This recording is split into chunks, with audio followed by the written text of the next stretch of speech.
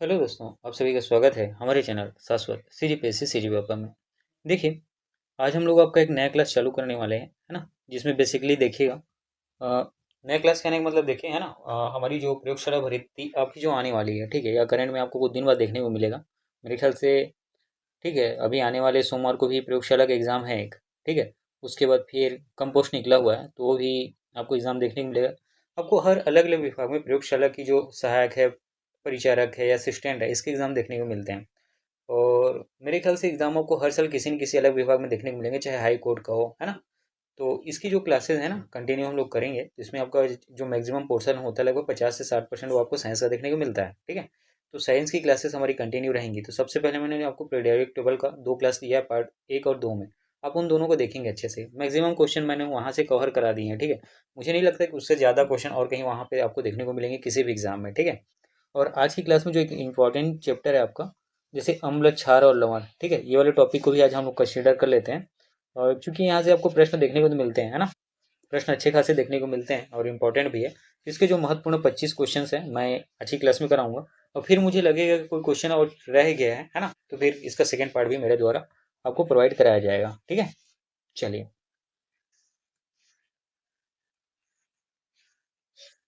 तो देखिए यहाँ पे सबसे आपका पहला प्रश्न है, यहाँ आपसे पूछा गया है कि अर्हेनियस के सिद्धांत के अनुसार अम्ल वे पदार्थ होते हैं जो जलीय विलयन में कौन सा आयन प्रदान करते हैं, ये आपको बताने हैं। तो याद रखिएगा, अर्हेनियस सिद्धांत के अनुसार अम्ल वे पदार्थ होते हैं जो जलीय विलयन में हाइड्रोजन प्लस आयन प्रदान करते हैं। क्या? तो हाइड्रोजन प्लस आयन प्रदान करते हैं। तो कहने का मतलब देखिए, अर्हेनियस ने अम्ल को बताया क्या, तो अम्ल वे पदार्थ होते हैं जो जलीय विलयन में पूर्ण या आंशिक रूप से, मतलब पूरा हो या थोड़ा सा हो, ठीक है, क्या तो वियोजित होकर, मतलब क्या हो तो अलग होकर, ठीक है, वियोजित मतलब क्या तो अलग होकर हाइड्रोजन आयन प्रदान करते हैं। ठीक, इतनी बातें आपको याद रखनी है। अगला जो आपको याद रखना है वो सबसे ज़्यादा इंपॉर्टेंट है यहाँ पे, कि अम्ल जलीय विलयन में जल के अणु के साथ मिलकर निम्नलिखित में से क्या बनाते हैं, आपको याद रखने हैं। अम्ल जो है, ठीक है, वो जल के साथ जब मिलता है या क्रिया करता है तो क्या बनाता है, ये आपको याद रखना है। तो ये बनाता है हाइड्रोनियम आयन H3O+।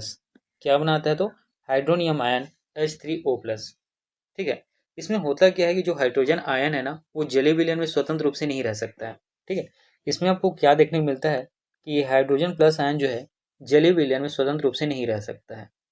इसके बाद ये क्या करता है, ऑक्सीजन O2 के साथ मिलकर, या ऐसा कहें H2O, ठीक है, के साथ मिलकर क्या, ये ऑक्सीजन के साथ जुड़कर क्या करता है, तो H2O बनाता है। ये आपको आया याद रखना है।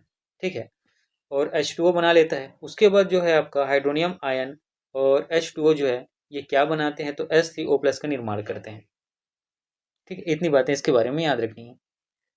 अगला देखिएगा, लारी और ब्रोंस्टेड सिद्धांत के अनुसार क्षार क्या होता है, या क्षार वह पदार्थ होता है जो, ये आपको बताने हैं। तो क्षार क्या करता है, प्रोटॉन को ग्रहण करता है ना। तो यहाँ पर ऑप्शन बी आपका सही उत्तर हो जाएगा। क्षार क्या करता है, प्रोटॉन को ग्रहण करता है। ठीक है, और अम्ल क्या करता है, तो प्रोटॉन को देता है। ठीक है, अम्ल क्या करता है, तो अम्ल जो है प्रोटॉन दाता होता है। अम्ल जो है प्रोटॉन दाता होता है, और क्षार जो है प्रोटॉन को ग्रहण करता है। ठीक है, इतनी बातें इसके बारे में आपको याद रखनी है।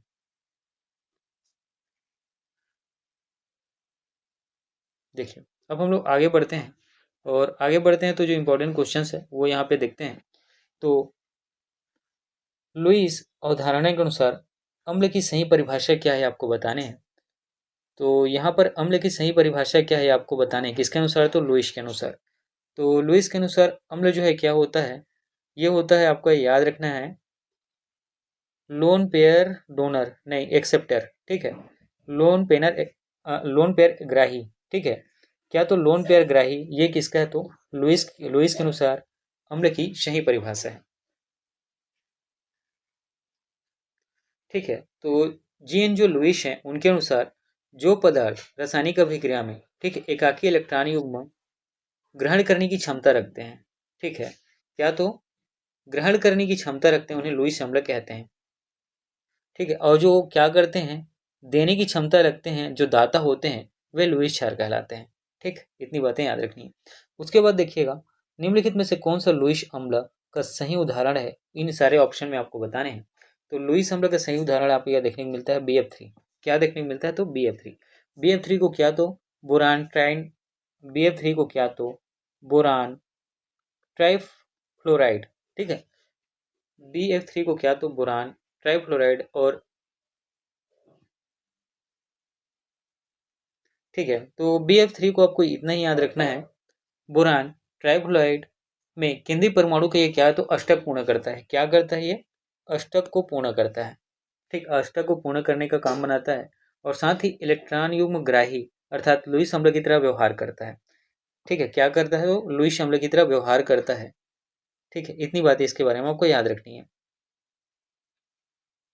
इसके बाद अगला देखिए, सेब में मुख्य रूप से कौन सा अम्ल पाया जाता है? तो सेब में याद रखिएगा मैलिक अम्ल पाया जाता है। कौन सा? तो याद रखना है आपको, कौन सा? तो मैलिक अम्ल पाया जाता है।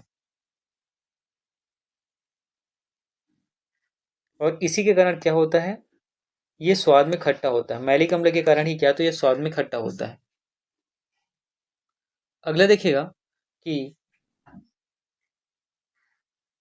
दही में दही और खट्टे दूध में निम्नलिखित में से कौन सा अम्ल पाया जाता है, ये आपको बताने हैं। तो याद रखना है, दही और खट्टे दूध में जो अम्ल होता है उसको क्या कहा जाता है, तो लैक्टिक अम्ल के नाम से हम लोग जानते हैं, ठीक है। क्या? तो लैक्टिक अम्ल के नाम से जानते हैं, ठीक है। इतनी बातें याद रखना। चलिए आगे बढ़ते हैं।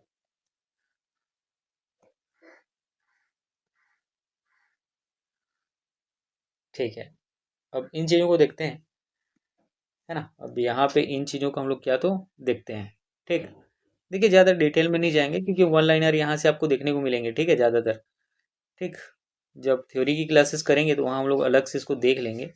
अभी फिलहाल जैसे यहाँ पर पूछा गया कि चींटी और बिच्छू के डंक कौन सा कार्बनिक अम्ल पाया जाता है, ये आपको बताना है। जब आपको चींटी काटती है और बिच्छू का डंक लगता है ना, तो जो अब जो वहाँ पे कुछ प्रतिक्रिया होती है ना, जैसे खुजली का हो गया, ठीक है, इस तरीके की चीज़ें जो प्रतिक्रिया होती हैं उसका कारण अम्ल होता है। तो कौन सा अम्ल है ये आपको बताने हैं।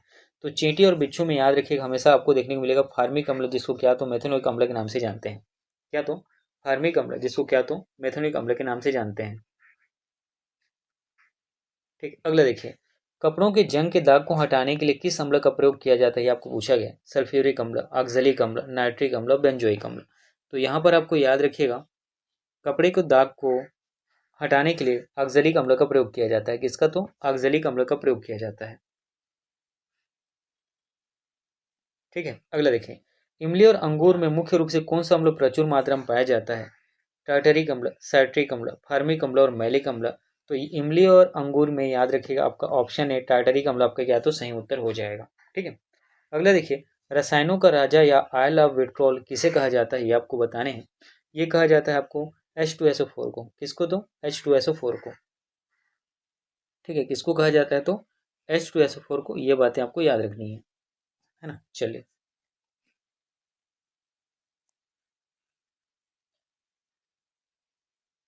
चलिए अब आगे देखते हैं। यहाँ पे आपसे पूछा गया कि अम्ललाज, जिसको एक्वारेजिया के नाम से भी जानते हैं, निम्नलिखित में से किन दो अम्लों का मिश्रण है और उनका अनुपात क्या होता है, ये आपको बताएंगे। तो ये सांद्र HCl और सांद्र HNO3 तीन और एक का अनुपात होता है। सांद्र HNO3 और सांद्र HCl तीन और एक का अनुपात होता है। सांद्र HCl और सांद्र H2SO4 एक और तीन का अनुपात होता है। या तनु HCl और तनु HNO3 तीन और एक का अनुपात होता है। तो अम्लराज जिसमें आपको देखने को मिलता है HCl और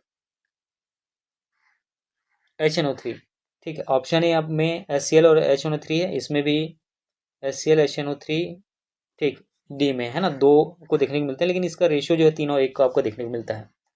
यहाँ पे सांद्र है, ठीक है, ये मैं कह रहा था। यहाँ पे ये देखिए दोनों तनु तनु है, तो तनु वाला गलत हो जाएगा। यहाँ पे आपको देखने को मिलेगा सांद्र HCl और सांद्र HNO3 तीन और एक का अनुपात आपको देखने को मिलता है, ठीक है।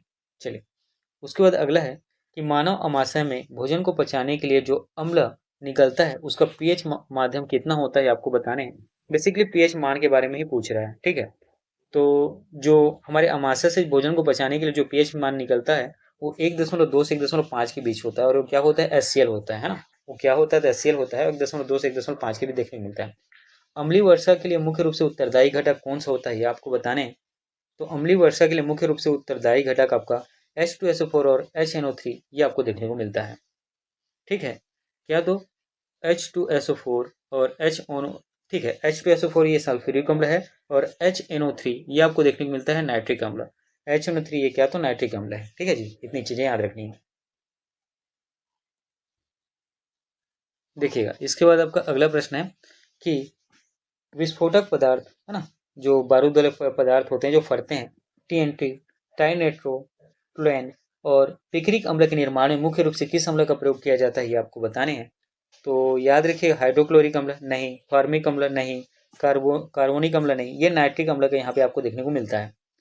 ठीक है, क्या TNT यहाँ पे लिखा हुआ है, तो इन अपने आप को क्या तो वहाँ रिप्रेजेंट कर रहा है कि मैं हूँ यहाँ पे। ठीक है, तो यहाँ पर क्या तो नाइट्रिक अम्ल। उसी प्रकार कास्टिक सोडा का रासायनिक नाम और सूत्र क्या है जिसका उपयोग साबुन उद्योग में होता है ना, जिसका उपयोग क्या है तो साबुन उद्योग में होता है। Potassium hydride, sodium hydroxide, calcium hydroxide और सोडियम कार्बोनेट। यहाँ पर सोडियम हाइड्रोक्साइड NaOH ये आपका क्या तो सही उत्तर हो जाएगा। ठीक है, इसी को क्या तो याद रखिएगा, सोडियम हाइड्रोक्साइड को ही क्या तो कास्टिक सोडा के नाम से हम लोग जानते हैं। ठीक है, चलिए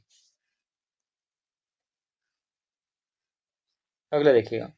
शेविंग क्रीम और कोमल साबुन को बनाने के लिए किस पोटेशियम युक्त प्रबल क्षार का उपयोग किया जाता है। इसका मतलब क्या समझ में आया कि शेविंग क्रीम होता है, जो साबुन होता है कैसा होता है, क्षारी होता है। और किसका इसमें प्रयोग किया जाता है, पोटेशियम हाइड्रोक्साइड का।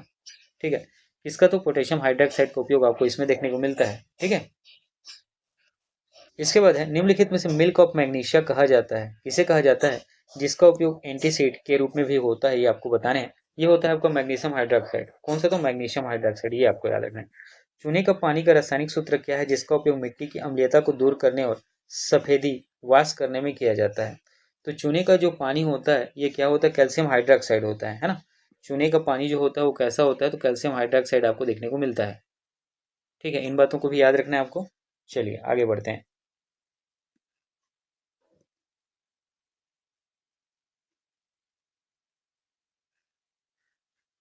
देखिए, यहाँ से आपके क्वेश्चंस फिर से चालू हो गए है ना। तो जल में विद्रव या विलनशील क्षारकों का विशेष रूप से क्या कहा जाता है, ये बताने हैं आपको। एसिड, क्षार, अधात्विक ऑक्साइड या लवण। ठीक है, तो यहाँ पर याद रखिएगा, जल में विद्रव या विलनशील क्षारकों, तो ऑलरेडी यहाँ पे क्षारकों को बोला गया है, तो ये क्षार ही होगा। क्या होगा, तो क्षार हो जाएगा है ना। सामान्यतः धातु के ऑक्साइड की प्रकृति कैसी होती है आपको बताना है, अम्लीय, क्षारी, उदासीन या इनमें से कोई नहीं। तो धातु के ऑक्साइड किस प्रकार के होते हैं, तो बेसिक नेचर आपको ये प्रोवाइड कराते हैं, क्षारी होते हैं। अगला देखिएगा, अधातु की ऑक्साइड जो है जैसे SO2 और CO2 जल में घुलकर किस प्रकृति का विलयन बनाते हैं, ये आपको बताने हैं। तो याद रखिए, अधातु जो है जब जल में घुलता है तो अम्लीय प्रदान करता है। किस प्रकार का विलयन प्रदान करता है, तो अम्लीय प्रदान करता है। उसी प्रकार अगला है, निम्नलिखित में से कौन सा ऑक्साइड उभयधर्मी है जो अम्ल और क्षार दोनों की क्रिया कर सकता है। अम्ल और क्षार दोनों की क्रिया कर सकता है, तो यहाँ पे Na2O, CaO, K2O और Al2O3 ऑप्शन भी आपका सही उत्तर हो जाएगा। यहाँ पर क्या तो Al2O3 एल्यूमिनियम ऑक्साइड आपका क्या तो सही उत्तर हो जाएगा। ठीक है, चलिए देखिएगा, ये अब 24वां क्वेश्चन को हम लोग डिस्कस करते हैं।